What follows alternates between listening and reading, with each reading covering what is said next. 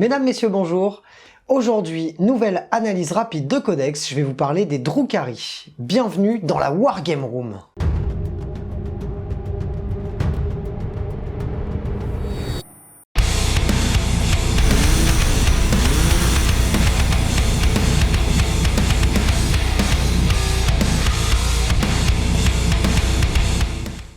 On commence de suite avec les aptitudes générales. La première, force de raid. Tout simplement, si vous ne jouez que des patrouilles dans votre armée, vous les paierez 0 PC. C'est super quand on a un codex qui est en fait un 3 codex en un, dans le sens où on a vraiment 3 familles qu'on aurait envie de jouer dans 3 détachements différents pour bénéficier de tous leurs bonus. Et on va pouvoir le faire, et en plus pour 0 PC. Et alors, c'est un premier et le seul peut-être coup de gueule que j'aurai sur ce codex, c'est que d'autres armées aimeraient pouvoir le faire, et il n'y a que les Drukhari qui peuvent le faire. Mais c'est cool. La deuxième, c'est un peu une formalité, ça vous explique simplement que vous ne pouvez pas mettre de Drukhari et d'Aeldari dans le même détachement, sauf si vous faites une armée Inari, mais il n'y a pas de codex à l'heure actuelle. La suivante est une règle peut-être un petit peu compliquée à lire au premier abord, c'est raid dans l'espace réel. Ça vous permet tout simplement, si votre armée contient un archonte et ses Kabbalit Warriors, une succube et ses Sérastes, ainsi qu'un prophète charnel, enfin un émoncule et ses Gorgones, et vous allez pouvoir jouer tout ça dans le même détachement et bénéficier, indépendamment chacune de ces parties-là, des bonus liés à leur Kabbale, culte, ou encore leur doctrine de prophète charnel, etc. Et en plus de ça, si vous choisissez de jouer un détachement de raid dans l'espace réel, vos figurines vont gagner, vos unités vont gagner le mot-clé pillard de l'espace réel. Et ce qui va se passer, c'est que votre archonte, qui sera votre seigneur de guerre, pourra faire relancer les 1, pas seulement aux unités bases Drukhari de sa cabale autour de lui, mais bien à toutes les unités pillards de l'espace réel autour de lui. Et ça, c'est plutôt cool. Hormis règles contraires, les lames allouées ne pourront pas bénéficier de ce bonus. Ensuite, la puissance par la souffrance. Ça rend votre armée un petit peu progressive sur la game, c'est-à-dire que au T1, vous allez bénéficier d'une sauvegarde invulnérable, donc à 6+, sur toute l'armée. Au tour 2, vous allez bénéficier du sprint plus la charge pendant le même tour. Au tour 3, 1+1 à vos jets de touche au corps à corps. Au tour 4, on va encore augmenter votre sauvegarde invulnérable jusqu'à donc 5. Et au T5, on va gagner le moral automatique, c'est-à-dire qu'on ne pourra pas rater son jet de morale. Et en plus de ça, tout ce qui est véhicule se verra booster ses caractéristiques au palier supérieur. C'est-à-dire que si un véhicule est en PLS et n'a plus de points et que vous êtes sur le palier dégressif, il va compter comme étant sur son palier supérieur et vous pourrez garder une puissance de feu, ainsi de suite. On verra par la suite qu'on a la possibilité d'améliorer cette aptitude avec une Kabbale. Une autre règle, arme empoisonnée, il y en a pas mal dans le codex, c'est une arme en fait qui tout simplement va à chaque fois blesser sur du 4+, quelle que soit l'endurance de la cible, et quelquefois certaines armes empoisonnées vont même blesser sur du 2+. Ça ne concernera pas les véhicules et les figurines titanesques. Après, on va avoir les drogues de combat qui vont être appliquées à vos cultes, c'est-à-dire les Sérastes, les motards, les Hélions, etc.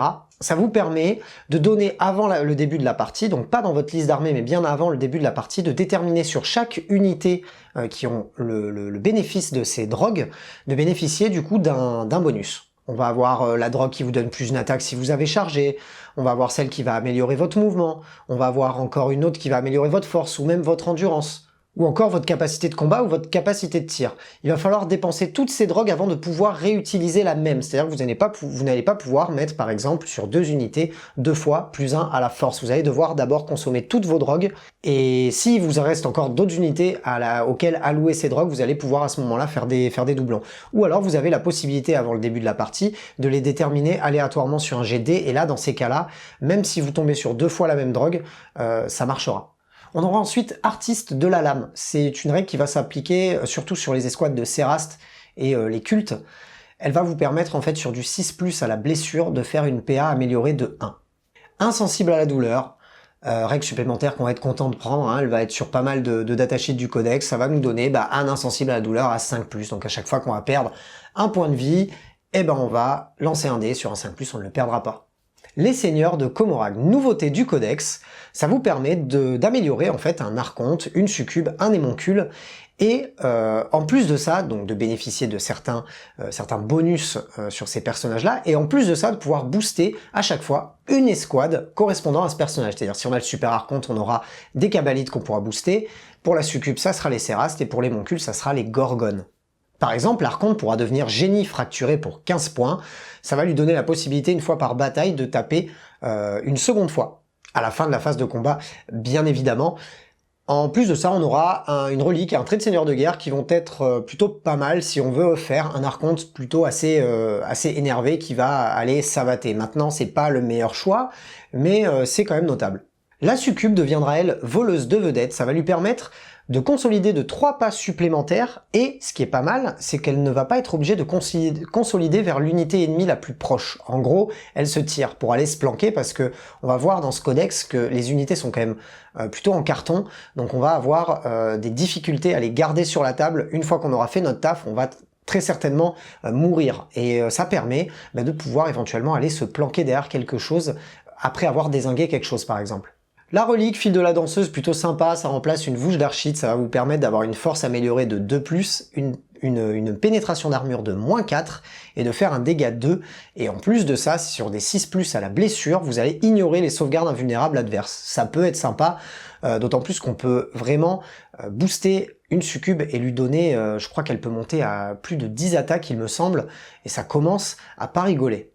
Le trait de seigneur de guerre, mort tourbillonnante, lui permet à chaque phase de combat d'ajouter +3 attaques lorsqu'elle va taper. Et en plus de ça, elle va rajouter un nombre d'attaques équivalent au nombre de figurines autour d'elle, ennemies, à 2 pas. Et pour finir, l'émoncule qui devient maestro alchimique, ça va vous permettre une fois par partie, quand l'émoncule meurt, sur un 2+, de le faire revenir à la fin de la phase au plus proche de là où il était, avec des 3 points de vie perdus. C'est pas oufissime, par contre ce qui est pas mal, c'est la relique. La fiole de l'empoisonneur qui lui permet une fois par partie à la fin de la phase de mouvement, sur un 2+, de cibler une unité ennemie à moins de 9 pas de lui infliger des 3 blessures mortelles, mais en plus de ça, cette unité ne pourra bénéficier d'aucune aura qu'on pourrait lui donner, et ne pourra donner à personne l'aura dont elle dispose. Et ça peut quand même pas mal changer une phase, même une partie. Son trait de seigneur de guerre est pas mal lui aussi, ça lui permet à la fin de pendant la phase de commandement, s'il a une unité de Gorgone à moins de 3 pas de lui, de faire revenir des 3 figurines mortes dans l'unité. On passe maintenant aux suites de favoris. Encore une nouveauté de ce codex, c'est ce dont je vous ai parlé tout à l'heure. Ça va vous permettre, lorsque vous avez donc un maître archonte ou une maîtresse succube ou un maître émoncule, de booster une unité propre à ces personnages. Par exemple pour l'émoncule, ça sera les Gorgones, pour la succube, ça sera les Cérastes, et pour l'archonte, ça sera les Cabalites. On va pouvoir faire ça sur au total 10 figurines, donc on ne pourra pas faire des squads de 20 Gorgones bien boostés, désolé, ou de 20 Cérastes surtout, et ça va nous coûter 2 points par figurine. On commence avec les Immaculés Cabalites, donc un maximum de 10 pour 2 points par figurine. On va pouvoir leur donner une capacité de tir à 2+. De plus, ils n'auront pas de malus pour tirer quel qu'il soit. Et en plus de ça, ils auront un +1 au commandement. Les maîtresses de sang et 4X, elles, encore une fois, pour 2 points par figurine à un maximum de 10 sur une escouade de Cérastes, on va leur améliorer leur capacité de combat à 2+. Elles auront un commandement amélioré de 1, et en plus de ça, leur règle spéciale qui leur fait augmenter la PA de -1 sur les 6 à la blessure va être améliorée à la place du 1, ça sera 3. Donc quand on fera des 6 à la blessure, on sera PA -3 supplémentaire à la PA qu'on a déjà. Pour finir, les Émoxites, 2 points par figurine, 10 figurines maximum sur une escouade de Gorgones. On va améliorer leur sauvegarde normale et leur sauvegarde invulnérable de +1, jusqu'à un maximum de 4+ pour l'invulnérable. On va augmenter encore une fois ici le commandement de 1. Et eux, leur règle spéciale, ça va être qu'une fois par phase, vous allez pouvoir, lorsque vous allez rater la première sauvegarde sur cette unité, vous allez traiter le dégât comme étant un dégât de 0. En gros, c'est un joker, quoi. On va attaquer sur les cabales, les cultes et les coteries. Ce qui fait un peu l'ADN de ce codex, étant donné que là on a l'impression un petit peu d'avoir 3 petits codex dans un seul et même bouquin, et c'est quand même super cool parce qu'on va avoir une grosse latitude de jeu, et on va avoir un gameplay qui va pouvoir se renouveler. Je vais pas toutes vous les énumérer, je vais vous en citer une pour chaque famille. On va commencer avec les cabales, enfin la cabale du cœur noir, qui est plutôt sympa, qui a été beaucoup joué en V8, qui est encore, je pense, pas mal joué en V9. Ça vous permet, comme je vous l'ai dit tout à l'heure, la puissance par la souffrance qui se stack au niveau des tours, et ben là vous allez traiter comme le tour 1 étant le tour 2.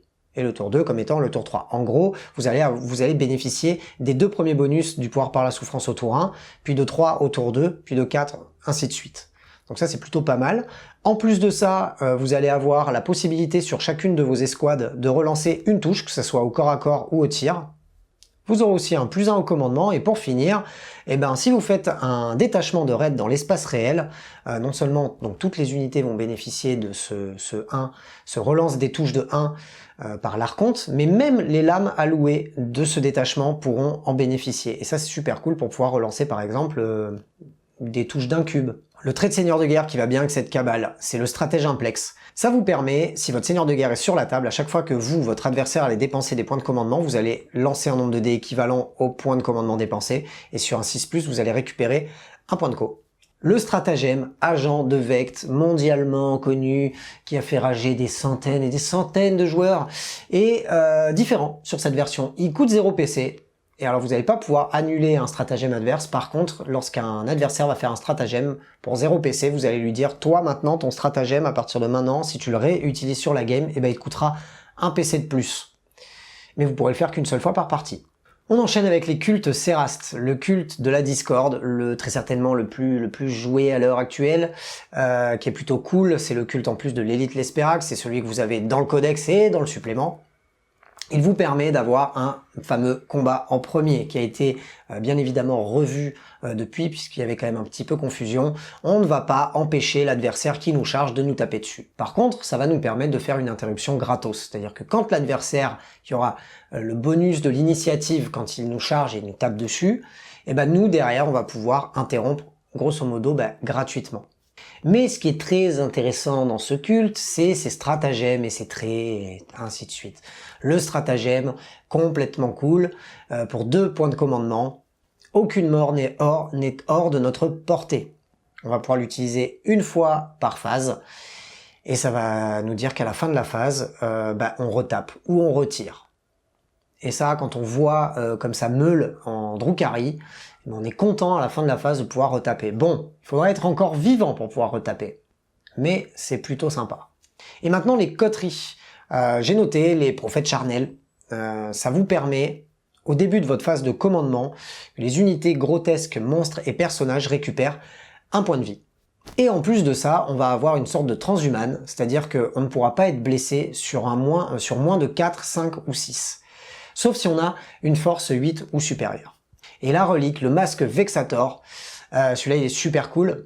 Il vous permet donc de ne pas être tiré en état d'alerte sur le porteur de cette relique, mais surtout, quand on est à portée d'engagement, enfin à moins de 3 pas d'une unité ennemie, on va la faire taper en dernier. Et là c'est bien un combat en dernier, c'est-à-dire on lui dit toi, tu ne tapes pas avant que les autres unités éligibles autour aient tapé. Et ça c'est très très fort. On attaque maintenant les stratagèmes. Je ne les énumère pas tous parce que, encore une fois, la vidéo durerait 1000 ans si je le faisais. Donc on va simplement passer sur ce qui m'a semblé être le plus game breaker ou du moins le plus intéressant, encore une fois, selon moi. Le premier, Supercherie Cruelle pour 1 ou 2 PC, donc de 10 à 20 figurines. On va avoir la possibilité, lors de la phase de mouvement, de pouvoir tirer et charger, même si on s'est désengagé. Réaction foudroyante, pour un point de commandement, pendant la phase de tir adverse, vous allez pouvoir sélectionner une de vos unités, donc motard, véhicule ou infanterie, qui va pouvoir bénéficier d'un -1 pour être touché. On va avoir ensuite des stratagèmes comme portail sur la toile ou moteur lent, qui va vous permettre en fait de remettre des unités, de mettre des unités en frappe en profondeur pour un certain nombre de points de commandement, et même des véhicules. On va avoir aussi une sorte de Fire and Fade, comme on dit en norvégien. Ça vous permet, pour 2 points de commandement, de tirer avec une unité et de pouvoir vous déplacer jusqu'à 7 ensuite, sans pouvoir charger derrière. Mais ça peut être pas mal quand on veut faire sortir une unité pour déglinguer quelque chose et vite se replanquer derrière pour pas se prendre la foudre. Surtout qu'on n'est pas trop résistant en Drukhari quand on tire. Et je vous disais tout à l'heure qu'on ne peut pas utiliser la même drogue 2 fois, par contre ce que l'on peut faire pour 2 points de commandement, c'est utiliser le stratagème contre-coup d'hyperstimulant sur une unité de Céraste uniquement, et on va pouvoir doubler les effets liés à la drogue dont elle est équipée. Et ça, se rajouter un petit 2 d'attaque, ou doubler le mouvement, ou même la force, ou même l'endurance, c'est quand même super cool. Surtout qu'on peut le faire si on en a envie à chaque tour. Et si on a surtout la ressource pour. En termes d'objectifs secondaires, j'en ai noté un qui est, que je pense, quasiment sélectionné à chaque fois qu'on joue Drukhari. C'est aiguiller les proies. À la fin de votre tour, vous allez marquer 2 points pour chaque quart de table dans lequel il n'y aura pas d'ennemis. Et quand on est Drukhari et que notre spécialité c'est dézinguer des trucs, et en plus qu'on s'étend assez facilement sur la map parce qu'on est très mobile, cet objectif il est quasi auto-inclus à chaque fois qu'on fait une partie. Pour ce qui est des traits de seigneur de guerre et des reliques, je ne les énumère pas toutes, mais il y en a des très sympas. Pour les cabales, par exemple, on va avoir la haine éternelle, qui est un trait de seigneur de guerre qui vous permet au corps à corps de relancer toutes les touches et toutes les blessures. On va avoir aussi le mal archaïte, encore une source de combat en dernier. Ça va s'appliquer en début de phase de combat à une unité à portée d'engagement du porteur de ce trait de seigneur de guerre. Pour les Sérastes, on aura le trait de seigneur de guerre combattant de vif argent qui va rajouter plus 2 au nombre d'attaques du porteur, et quand on voit ce qu'elle meule la succube, on est bien content de pouvoir lui mettre ça en plus. On va avoir aussi accro-stimulant, comme son nom l'indique, ça nous permet d'avoir beaucoup de drogues, c'est-à-dire qu'on va pouvoir avoir 3 drogues, on va jeter 3 dés, on va pouvoir relancer les 6 et relancer les doubles, donc ça nous permet pas de faire vraiment ce qu'on veut, mais comme toutes les drogues sont bonnes, on va être content de pouvoir le faire. On va peut-être pas le faire automatiquement à chaque partie, mais ça peut être sympa. Pour ce qui est des reliques, on peut éventuellement citer le Home de Rancœur. Ça nous permet d'abjurer un sort comme une abjure classique, étant donné qu'on n'a pas de psycheur dans cette armée. Et en plus de ça, si on l'abjure, le psycheur subira les périls du warp. On attaque le bouquin supplément zone de guerre Caradon qui nous permet d'avoir des aptitudes supplémentaires sur le culte de la discorde. Tout est assez cool, on va pouvoir booster un perso pour par exemple lui faire relancer les attaques qui n'auront pas abouti. Donc non seulement les touches ratées, mais les blessures ratées et même les sauvegardes que notre adversaire aura fait, donc ça c'est plutôt pas mal. Rendre un personnage plus tanky avec un -1 à la touche et un -1 à la blessure. En relique, on aura par exemple la toxine du lotus noir qui va nous permettre d'améliorer les dégâts des armes du porteur au corps à corps, ainsi que la force. Et le plus intéressant dans ce supplément, ce sont les stratagèmes qui sont quand même très fort. On va avoir l'art du meurtre pour 2 à 3 points de commandement. Ça va vous permettre sur une unité culte Séras de relancer les blessures au corps à corps. Donc 2 points de commandement si vous êtes moins de 10 et 3 points de commandement si vous êtes plus de 10. Ensuite la danse de la mort pour 1 point de commandement sur une unité de culte de la discorde. On va pouvoir à la phase de charge se déplacer à travers les figurines et les bâtiments horizontalement comme s'ils n'existaient pas. Ça va vous permettre de sauter par-dessus un cordon, de traverser un infranchissable. C'est plutôt cool quand on voit les moyens défensifs des armées adverses de pouvoir sauter par-dessus des figurines. Et enfin, mettez-les en pièces pour 2 points de commandement. Vous allez avoir la possibilité à votre phase de mouvement de vous désengager et de pouvoir tirer et charger avec une unité culte de la discorde. Ça fait donc une deuxième source de stratagème pour pouvoir faire ça. On attaque les unités incontournables. Incontournables, encore une fois, selon moi, hein, je n'ai pas la science infuse, je ne suis pas dans la méta, je vous dis simplement, moi, ce qui me plaît et ce qui me paraît sympa à découvrir lorsqu'on veut jouer Drukhari, ou même un petit peu en savoir un petit peu plus quand on veut jouer contre. On commence avec la succube, j'adore cette figurine, je la trouve super cool.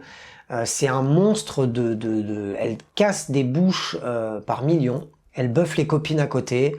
Elle est super, elle est mobile, elle peut avoir plusieurs drogues de combat, des traits et des reliques qui sont ultra forts.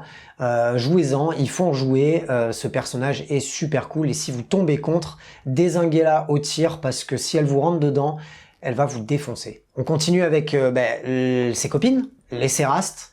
Pareil, je trouve les figurines super cool, bien que le kit soit assez vieux au final. Elle dézingue quasiment tout ce qu'elle touche.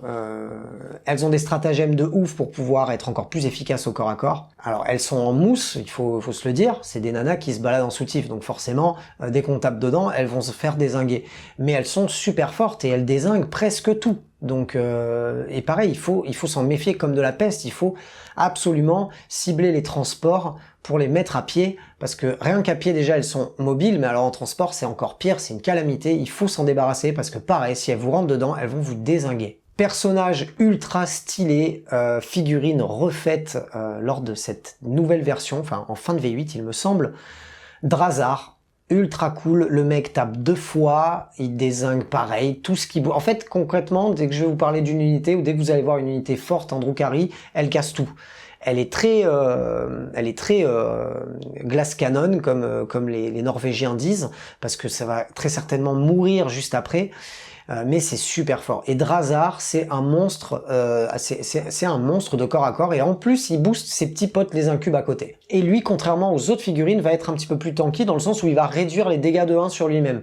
Et ça, c'est plutôt pas mal si on veut le garder. On passe ensuite aux incubes, unités refaites aussi en fin de V8 pour le Psychic Awakening. Ces figurines sont magnifiques. Et comme un petit peu tout dans le Codex Eldar Noir, mais peut-être eux encore plus, ils dézinguent tout et n'importe quoi. C'est de l'anti-marines en puissance, c'est super fort, ça bouge bien.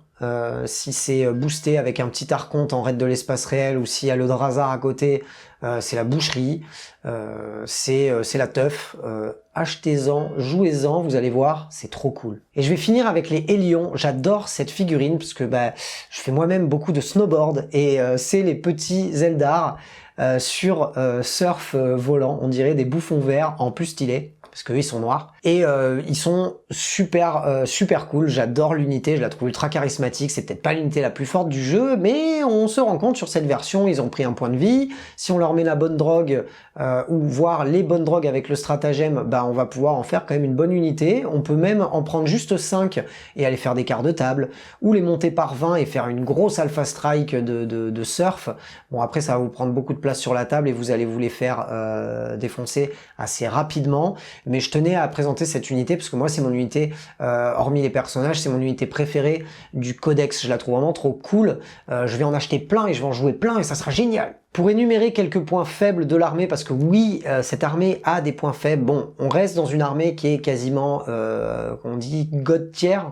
C'est une des armées pour le moment en V9 qui est une des plus fortes. Bon après, évidemment quand on dit ça, on parle souvent de liste et non pas d'armée, parce que si on joue, je ne sais pas, que des avions, ou si on joue des trucs nuls, ça sera nul. Mais si on joue des grosses listes, c'est une armée qui est très forte, qui gagne beaucoup de parties. Mais elle a quand même un point faible, c'est qu'elle est en mousse. Du moment qu'elle va sortir d'un couvert, ou qu'elle va avoir dézingué quelque chose et qu'elle va se retrouver dans la pampa, et vous allez pouvoir la défoncer. Donc s'il y a bien peut-être une faiblesse dont vous pouvez profiter, c'est bien ça. C'est cette grosse faiblesse au niveau du tanking.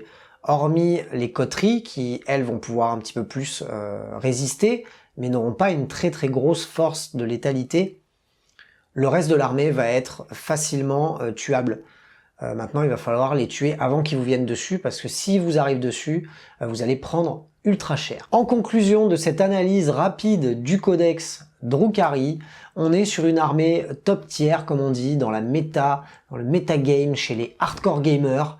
Mais c'est une armée qui est très charismatique, qui existe depuis la nuit des temps. J'aime beaucoup cette armée, et c'est pour ça que j'en ai fait une aussi pour le studio. Ça faisait un moment que je la voyais jouer. D'ailleurs, quand j'ai repris le hobby, je jouais principalement contre ça, et je me faisais déboîter en permanence, parce que c'était la fin de l'époque des Inari, et puis après on est passé sur le Vect, etc. et c'était n'importe quoi.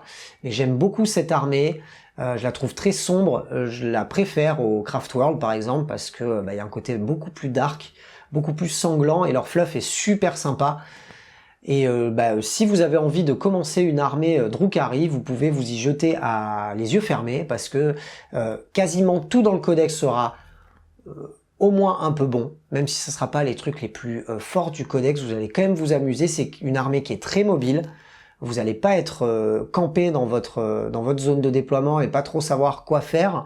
Vous allez souvent agresser l'adversaire, mais par contre, si vous êtes nouveau dans le jeu, ça ne va peut-être pas être une armée clé en main, dans le sens où si vous faites des mauvais mouvements et que vous vous retrouvez dans la pampa, ou que vous n'avez pas réussi une charge, ce genre de choses, vous allez le payer très cher derrière. Donc je vous conseille, si vous commencez le jeu, de peut-être commencer par quelque chose de plus facile à jouer et de plus surtout permissif sur les erreurs, parce que cette armée est quand même assez technique, selon moi, à jouer. Et si vous jouez contre, j'ai envie de vous dire, tirez dessus et dézinguez-les avant qu'ils vous arrivent dessus, parce que sinon, vous êtes mort. Voilà ce que je pouvais vous dire aujourd'hui sur les Drukhari. J'espère que cette vidéo vous a plu. Si c'est le cas, n'hésitez pas à y mettre le pouce bleu. Regardez, vous allez avoir le petit chat qui va venir vous demander le pouce bleu. Allez, viens là, hop. Si vous avez aimé cette vidéo, on met le pouce bleu en l'air. Si on veut en voir d'autres, on met le pouce bleu en l'air aussi. N'hésitez pas à vous abonner à la chaîne si ce n'est pas déjà fait. Si vous avez envie de supporter la chaîne dans son développement, vous pouvez aller faire un tour sur la page Tipeee, faire un don. Et ben moi je vous dis à bientôt dans la Wargame Room.